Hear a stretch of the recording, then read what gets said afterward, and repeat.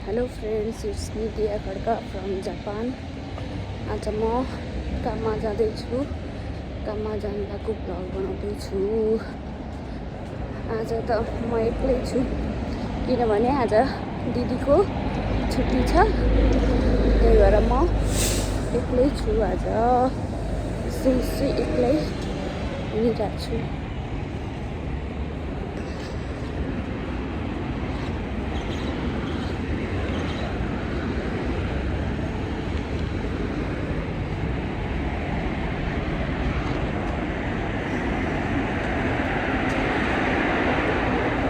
जापानको मौसम चाहिँ पानी पर्ला जस्तै भएछ। म चाहिँ पुलको तल हिँडेको छु। जापानको मौसम चाहिँ आज पानी पर्ला जस्तै भएको छ। आज एक्लै छु, दिदीको छुट्टी छ, म एक्लै छु। भोलि चाहिँ मेरो छुट्टी छ, दिदी काममा जानुहुन्छ। यस्तो गर्मी छ हो जापानमा पनि, अनि पानी पर्ला जस्तै भएको छ। हेर्न सक्नुहुन्छ मौसम जापानको, हेर्न सक्नुहुन्छ पानी पर्ने जस्तो भइरहेको छ। गर्मी छ, जापान भन्ने मात्रै हो। आज त गुम्म भएछ कि बादल आएर, हेर्न सक्नुहुन्छ मेरो पछाडि पनि बादल आएर गुम्म भएको छ। गर्मी उम्सो भएको छ कि यसरी उम्सो भएको छ। हिजो बेलुका पनि यस्तो गर्मी भएको थियो मलाई। हिँड्न सक्नुहुन्छ, म देखाइदिन्छु ल जापानको भ्यू। बादल लगाएको यस्तो बादल लाग्यो। यस्तै छ बिजी लाइफ। आज बोलेर भ्लग बनाऊँ न त भनेर बनाएको। अरू बेला कुकिङ भिडियो भइरहेको थियो, आज चाहिँ बोलेर बनाएको। गाह्रो छ, गर्मी छ, उन्सो भएर कस्तो भएको मलाई, पसिना चिडचिड आउला जस्तो भयो।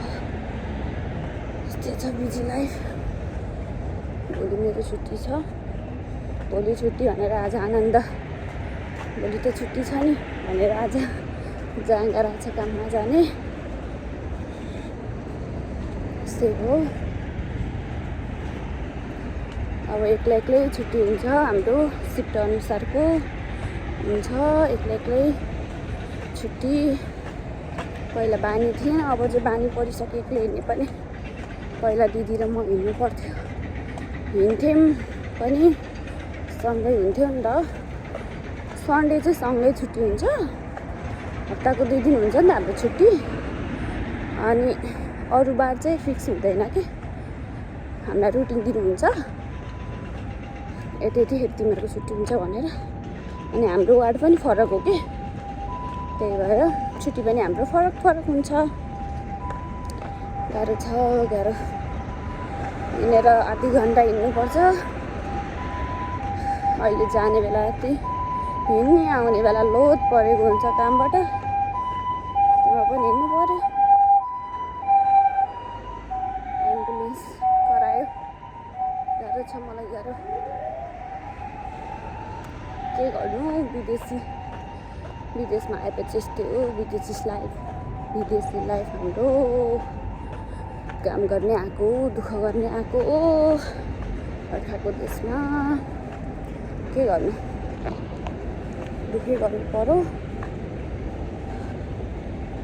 गाह्रो छ। स्कुल जाने जस्तो फिल हुन्छ हो मलाई त।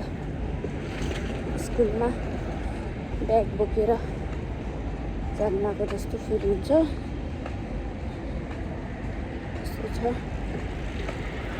सब साइकलमा छ, कार साइकल।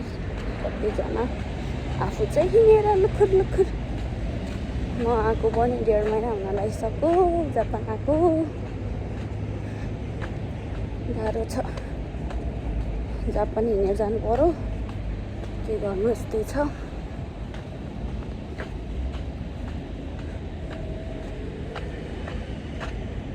8 घन्टा काम गर्नु पर्यो।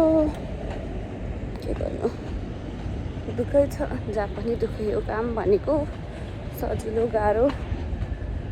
जापानी गाह्रै हुन्छ जस्तो काम पनि सजिलो भन्ने हुँदैन, गाह्रै हुन्छ। काम सजिलो भयो नि टाइम स्पेन्ड गर्न गाह्रो हुन्छ कि। टाइम चाहिँ 8-8 घन्टा हुन्छ नि त। झन् हाम्रो ओभर टाइमहरू छैन।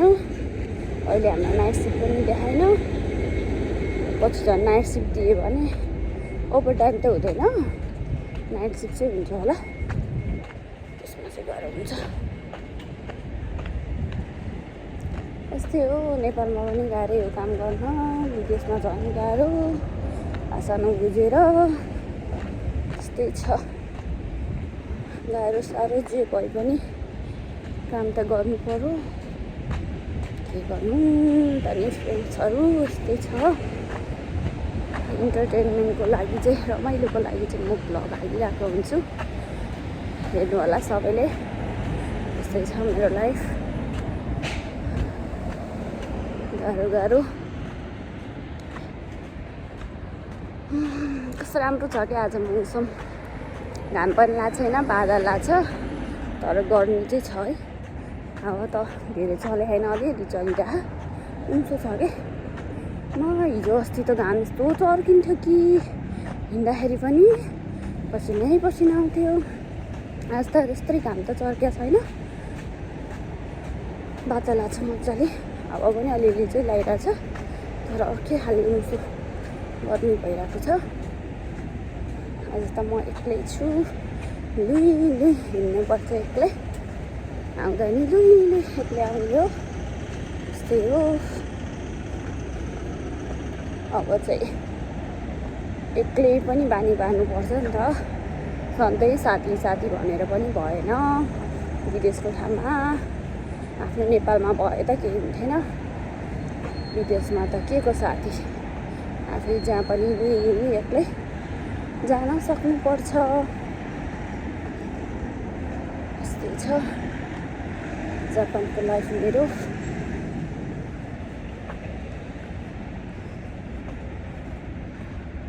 अब एकछिन वेट गर्नुपर्छ, एयरलाइन छ नि त, त्यही भएर ग्रिन भइसक्यो। अब हिँडिरहेको छु म जेब्रा क्रसिङमा।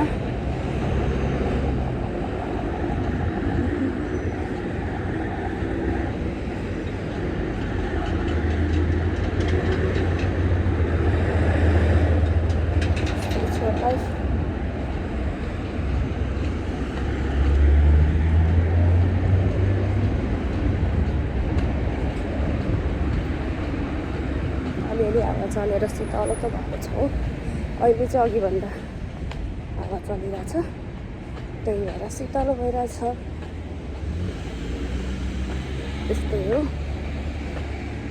अब म राख्नुपर्छ, अब एकछिनमा पुग्छु म पनि। म चाहिँ हस्पिटलमा काम गर्छु, हस्पिटलमा काम गर्छु, त्यही भएर हस्पिटलमा चाहिँ अलिक गाह्रो हुन्छ, बिजी हुन्छ नि त हस्पिटलमा चाहिँ। बिरामीहरूको हेल्प गर्न चाहिँ अलिक गाह्रै हुन्छ नि त, त्यही भएर गाह्रो छ काम।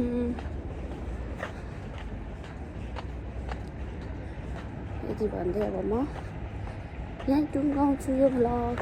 अब अर्को भ्लगमा भेटौँला सबैजना, बाई बाई सबैजना, अर्को भ्लगमा भेटौँला।